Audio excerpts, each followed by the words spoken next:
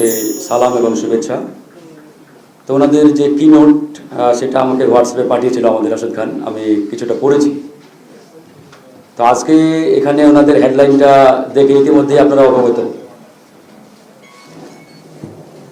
যাত্রী অধিকার প্রতিষ্ঠায় রাজনৈতিক অঙ্গীকার। আমার এক ভাই প্রশ্ন করলেন যে রাজনৈতিক দলগুলোর কাছে আমরা যাব কিনা, বা যারা সরকারি আসবে তাদের কাছে আমাদের যেতে হবে কিনা, ইত্যাদি ইত্যাদি। দেখেন, আমরা খালি চোখে যদি দেখি, এভরিথিং ইজ পলিটিক্স। পৃথিবীর যেখানেই যান, যে দেশেই যান, যা কিছু দেখবেন সব কিছুই রাজনীতির অংশ। এখন এই রাজনীতিটা আসলে জনগণের রাজনীতি কিনা, দ্যাট ইজ দ্য কোয়েশ্চেন। রাজনীতিটা কি আসলে জনগণের কল্যাণে, জনগণের পক্ষের, নাকি আসলে যেটা আমাদের মিনার ভাই বললেন ডার্টি পলিটিক্স? আমরা বিগত 15 বছর কি দেখলাম? মালিক সমিতির সভাপতিও শাহজাহান খান, যাত্রী কল্যাণ সমিতিরও সভাপতি শাহজাহান খান, আরো যদি অন্যান্য কোনো কল্যাণ থাকে সেটারও শাহজাহান খান সাহেব। তার মানে উনি যাত্রীদেরও নেতা, শ্রমিকদেরও নেতা, মালিকদেরও নেতা। হয়েছে না এরকম ভাই? তো এই অবস্থা যদি কন্টিনিউ চলতে থাকে, তাহলে যাত্রীদের অধিকারই বা কি আদায় হবে, আর শ্রমিকদের অধিকারই কি আদায়? বলেন। এটা হচ্ছে ওয়ান কাইন্ড অফ বার্গেনিং। মালিকের সাথে শ্রমিকের বার্গেনিং হবে, দর কষাকষি হবে, তর্ক হবে, বিতর্ক হবে, ঠিক না? এখন আপনি যদি শ্রমিকদেরও নেতা হন, মালিকেরও নেতা হন, তাহলে এই বার্গেনিং করার জায়গাটা কোথায় থাকলো? শ্রমিকের মাথায় গিয়ে হাত বলে, টেনশন করিস না, আমি তো তোর পক্ষে, তোর লোক। আবার মালিকদের গিয়ে বলে, ভাই আমরা তো আমরাই। বুঝছেন নি কারবার? তো এটা হচ্ছে বিগত 15 বছরের আমল নামা। বিগত হাসিনার আমলে এটাই হয়েছে। যারাই মালিক, তারাই শ্রমিক, তারাই যাত্রী। তো এখন এই অবস্থাটা আমরা এই বিপ্লব পরবর্তী সময়ে চলতে দেব কিনা, এই সিদ্ধান্তটা আমাদের নিতে হবে।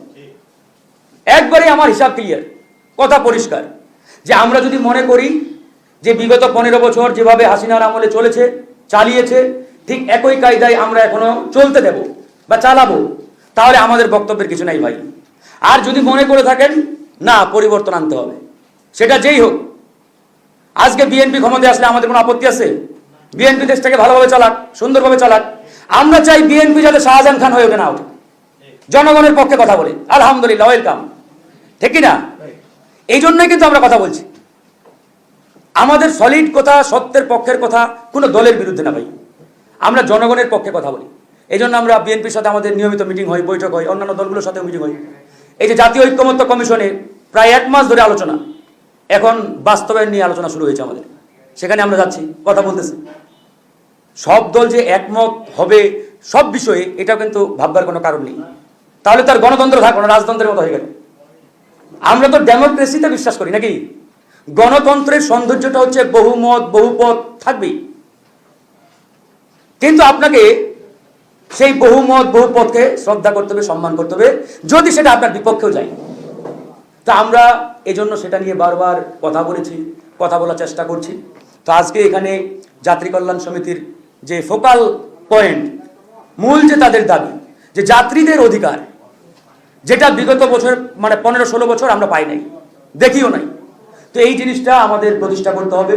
এই জন্য যাত্রী কল্যাণ সমিতিকে মানে এমনভাবে স্ট্রং হতে হবে যে পলিটিক্যাল পার্টিগুলো যাতে ওদের কাছে আসে, মানে আপনারা গিয়ে রাজনৈতিক দলগুলোর কাছে ধর্ণা দিবেন, এইরকম পরিস্থিতি আমাদের তৈরি করা যাবে না। বিগত সময়ে আমরা কি দেখেছি, যে একটা ইউনিভার্সিটির ভাইস চ্যান্সেলর হওয়ার জন্য ওই আশপাশের ইউনিয়নের তাঁতিলীগ, ছাতিলীগ, পাতিলীগের নেতার কাছে গিয়ে ধর্ণা দিত, গিয়ে বলতো, ভাই আমার নামটা একটু সুপারিশে পাঠায়েন গণভবনে। আস্তাগফিরুল্লাহ। এইরকম একটা অবস্থা বিগত সময়ে ছিল, যে একটা তাঁতিলীগের নেতার সমর্থন নিয়ে ইউনিভার্সিটির ভাইস চ্যান্সেলর পর্যন্ত হওয়ার চেষ্টা করেছে। হয়েছে না? তো ওই মানে শিক্ষক যদি ইউনিভার্সিটির ভাইস চ্যান্সেলর হয়, ও তো আগে পাতিলীগের, ছাতিলীগের নেতার আগে মানে কাজ বাস্তবায়ন করবে, ছাত্রদের কল্যাণ কি করবে? তো এই জন্য বলছি, আগামীতে একটি ফ্রি এন্ড ফেয়ার নির্বাচনের মাধ্যমে যারাই ক্ষমতায় আসুক, যারাই যোগাযোগ মন্ত্রীর চেয়ারে বসবে, তাদেরকে এই জিনিসটা মাথায় রাখতে হবে যে আমরা জনগণের কল্যাণে আমাদের কাজ করতে হবে। ওই যোগাযোগ মন্ত্রী যাতে এই যাত্রী কল্যাণ সমিতিকে ডেকে নিয়ে ওনাদের কথা শুনে, যে আপনাদের বক্তব্য কি, আপনাদের দাবি দেওয়া কি, আপনাদের লক্ষ্য উদ্দেশ্যকে কি চান, মানে এই সমিতিকে যাতে ওনাদের কাছে গিয়ে ধর্ণা দিতে না হয়। আমরা এরকম একটা রাজনীতি চাই। চেয়ারে বসলেই নিজেকে আমেরিকার প্রেসিডেন্ট ভাববার কোনো কারণ নেই। আর আমার এটাও ভাবতে হবে, আমরা যারা রাজনীতি করি, আমাদের তো দীর্ঘ 15-16 বছর একটা লড়াই সংগ্রামের ইতিহাস আছে। আমরা অসংখ্যবার জেলে গেছি, রিমান্ডে গেছি। এই যে আমি ফারুক হাসান 22 বার হামলা শিকার হয়েছি, দেখছেন আমার কপালে এখনো 3 ইঞ্চি দাগ, অস্ত্রের পুরো শরীরে দাগ লেগে আছে। এটা এই জন্যই বলছি, এখানে যারা আছেন সবাই নির্যাতিত, নিপীড়িত। তার মানে বিগত 15-16 বছর অনেকেই আমরা বাসায় ঘুমাতে পারি নাই। মানে এই পরিবেশ যাতে আগামীতে আর না হয়, এটা খেয়াল রাখতে হবে ভাই। দেশটা আমাদের সবার, দেশ যদি ভালো থাকে সবাই ভালো থাকবেন। আগামীতে যদি এখানে ফ্যাসিবাদ আবার ফিরে আসে, আবার যদি কোনো একটা ঘটনা হয়, সবচাইতে বেশি আপনার মানে কি বলবো, ভিকটিম হবে কিন্তু বিএনপি বড় দল হিসাবে, সবচাইতে বড় দল হিসাবে। তো এই জিনিসগুলো আমাদের বারবার ভাবতে, আমরা কিন্তু এই জিনিসগুলো তারেক রহমান সাহেবের সাথে যখন মিটিং হয় আমাদের, ওখানেও বলি।